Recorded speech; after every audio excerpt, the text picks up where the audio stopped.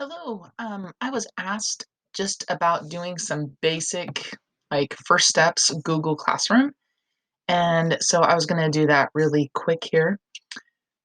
Some people I've even had ask, like, how do I get there? They've never ever done the Google Classroom before. So when you first have to be in Google Chrome, you have to be signed in as your school with your school email. I like to use this little grid over here to the right. This will have all of your apps that you've downloaded for Google. And so once you click there, for me, my classroom is up here at the top because I use it a lot. So I would simply click there. Now mine's going to populate with all of my classes. For some of you, if you've never done this before, this is going to be completely blank. So you would create a class. And then when you create the class, then you're going to put the class name, section. So I usually put trimester 3 or 2, whichever one that you're doing. Subject, this will come up with several things. If I type in science, it gives me all sorts of different things that I can do here. You can also make your own and click off of that. So if I type science, but if I type things like biology, it'll bring up the different types of biology. So if that doesn't matter, your room number, I also put here online for that. And then I'm going to hit create. Okay, so that's then going to give me one of these. I can do some silly little things like if I want to edit, I can go back. If I don't like the name, I can fix that. I can also move these around. I can either move them by doing this, and I can move up and down, or I can also just simply grab and drag if I would like.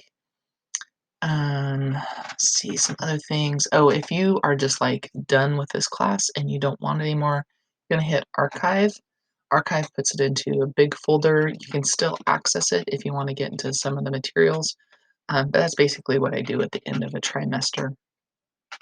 So what's this? What else can you do with this?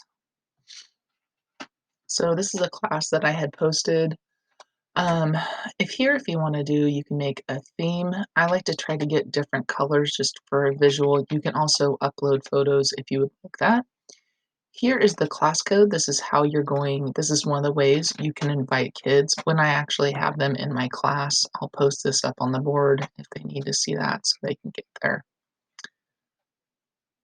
Now, how do I get people into my classroom? A couple different ways. I can copy and paste this code and send them a mass email.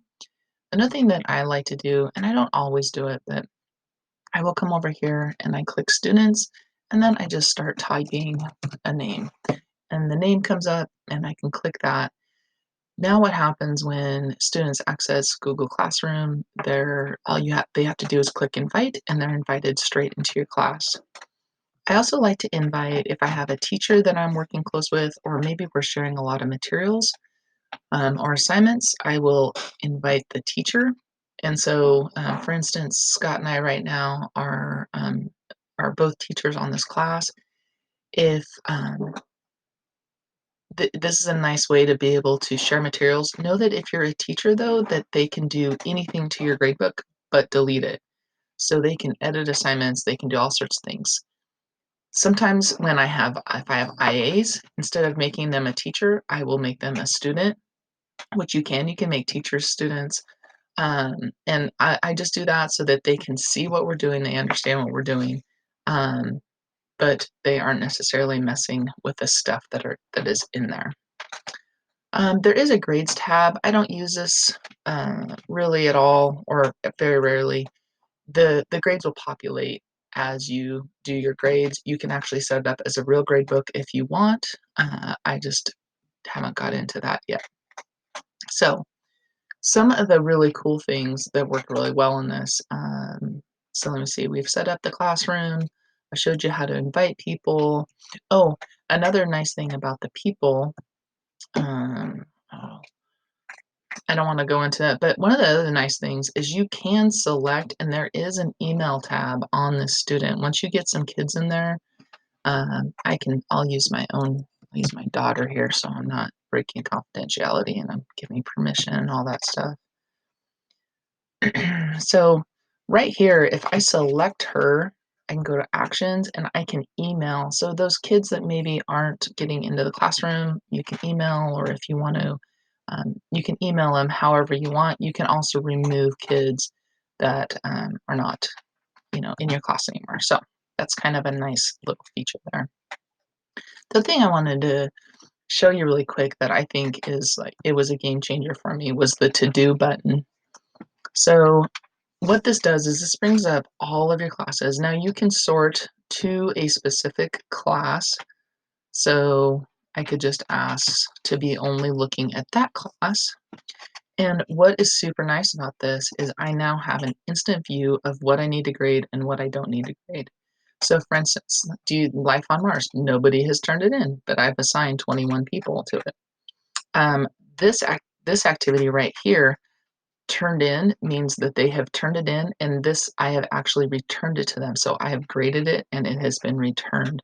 So it looks like I need to look at a couple more little things here and give them some feedback on what they're doing. Once I have graded an assignment, I will then come over here. So let's say I've graded this assignment. I've graded it. I'm done with it. I click mark as reviewed. For me, what this does is if so, once I hit mark as reviewed, so what activity did you complete? It will now be over here in the reviewed column, which you can still look at. And computer's slow this morning, but it's going to get there. So once it's in the reviewed column, now I know that for me personally, that if I am looking at and grading anything here, that it's late. So if somebody, they can still turn it in, so it will still show up here that somebody's turned in, but I know that it's really late because they should have turned in, I've already graded it, it's went back to everyone. So that is just a couple little tricks in Google Classroom.